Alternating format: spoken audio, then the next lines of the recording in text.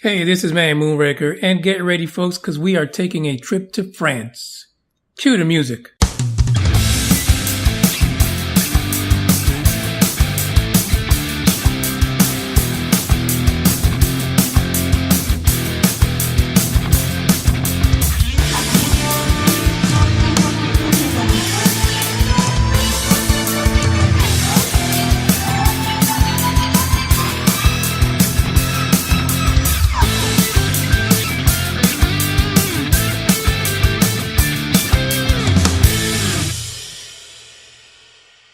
Hey, this is UFO Report number 37. I am your host, Manny Moonraker, and I thank you for listening today. So as you heard in the intro, we are going to France today for our story. The last episode that I did, of course, was the kind of recap of what was happening with the Stan Romanek story. And as before, there are many of you who feel extremely strong about Stan Romanek's innocence. Now, while we at the UFO Buster Radio podcast like to refer to these individuals like Stan Tiger Romanek as rubber dickers, I welcome anyone that has an opposing point of view on what happened to Tiger. To the show this coming Sunday, we will have, of course, as we've been promoting, we'll have Billy on here to give his take on the Unacknowledged book that was written by Stephen Greer. But in addition to that, I'm also going to open the lines for anyone that's willing to put their money where their mouth is. If you really feel strongly that Stan Tiger Romanek was not a rubber dicker and a perv, and you feel that the evidence speaks strongly against that, then I invite you to come to the show and speak your piece. The one thing about ufology is there are many people in it that create this divisiveness. Stan Romanek is one of them, Bob Lazar is another one, and you can keep on going down the line. There are people who take this topic, and their name alone creates that line in the sand where you have people strongly for and people strongly against the individual. And like I said, Stan Romanek is one of those. This recent situation and a hearing and him pretty much losing it, having to go to jail eventually for what he was accused of, is another situation where it is divisive. But if you really feel strongly about it, listen, come on to the show this Sunday on Spreaker.com. The link is in the description. The link is also on the Manny Moonraker Facebook page and the UFO Buster Radio Facebook page. It's in the calendar. I mean, I'm not going to be really nasty about it. I'm not there to, cause a scene about him being a rubber dicker. But I do want to give a forum for those who believe otherwise, those who believe that the jurors were full of shit. Speak your piece. I'm okay with it. I'm not going to be attacking you, and no one else is. That's what UFO Buster Radio is about. You can let people know what you feel, share your take on it, and we'll just move from there. Okay, so the story for today happens to be about some guy out of France. That's right, even the Frenchies have UFOs and the paranormal happening in their neck of the woods. The subject of this particular report is an individual by the name of Pierre Beake. Pierre Beake has captured several images of mysterious objects, flying saucers, floating rocks, orbs, strange lights, the works, in France at a place that's called Col de Vence. He's also been doing some research in England, in the southwest corner of the country, related to crop circles. Now I can tell you that some of the pictures in this article, which is in the description, date back to 1970. So Pierre has been doing this for quite a long time. But let's you don't have to listen to me about this. Let's get Pierre on here. I've got a clip of him speaking his game, his ufology mastery, for you. Let's roll to the tape.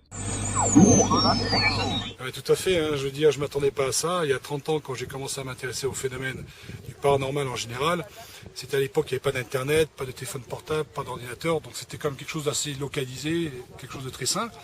Et aujourd'hui, bon, ça fait 30 ans plus tard, après avoir réalisé deux documentaires sur le phénomène.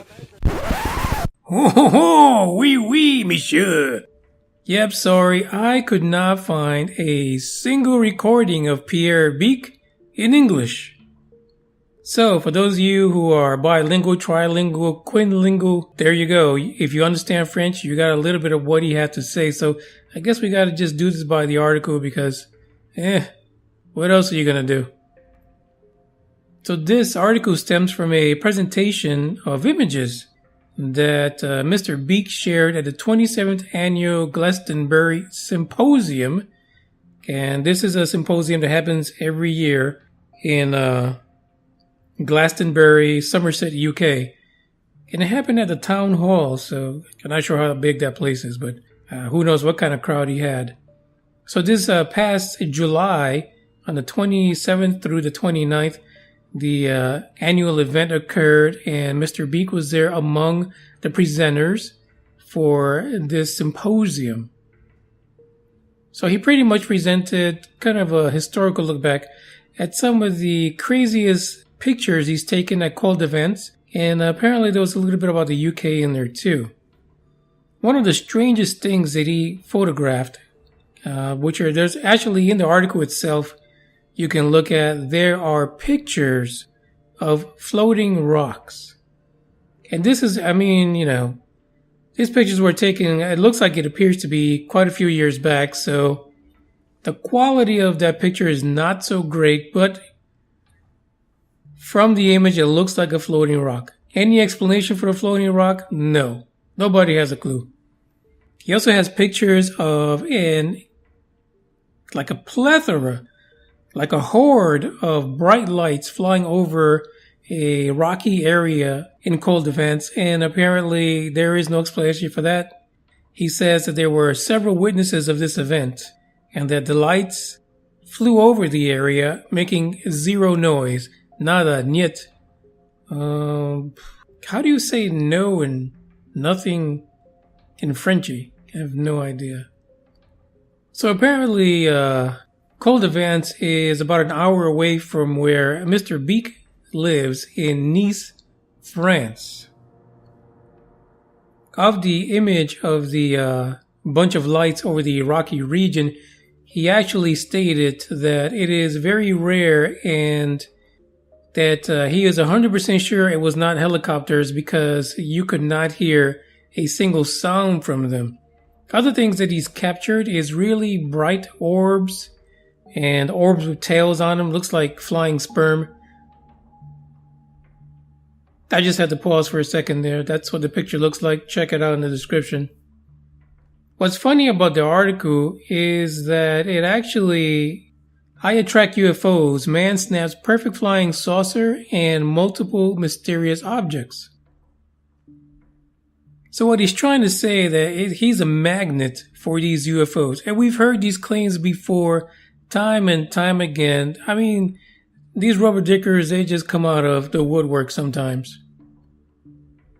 What really kills me is that there's a quote from Pierre Beake in this article in reference to Col de Vence, and he says, some people say they have been here for 10 years and have got nothing on camera. He says, I can't help them and I do not have a solution, but some people say I just must attract them. I say he's either attracting them or he's making them. What do you guys think? Check out the description. As a matter of fact, before I end this right now, Robo-O has been listening to the last few episodes, and he has an opinion on this particular article because he helped look for it. Robo-O, go ahead and let people know what you think. The guy is a 4.2 for rubber dicker. Robo, I guess you really like the whole explicit thing, huh? Shit, yes, Manny. Robo want to be explicit too. Alright, well, thanks for sharing your insight. You're welcome. Anyway, folks, that is the last story we have. And like I've said before, UFOs tend to take a break when it comes to the weekend and holidays. And we are in a shortage of UFO stories. But this coming Sunday, 5 p.m. Central, on Spreaker, the show will be live. And like I said before, we will be with Billy. We will be discussing Unacknowledged, the Greer Superbook, and we will be taking calls live. And frankly, I'm sure we will talk about all kinds of things. So get your whiskey together, get a glass of wine, get 2 glasses of wine. Hell, just drink right from the bottle. But don't forget to join us on Sunday. It'll be me, it'll be Billy, and Greer. And it's game time. Peace, love, and happiness, and all that good jazz. Bye.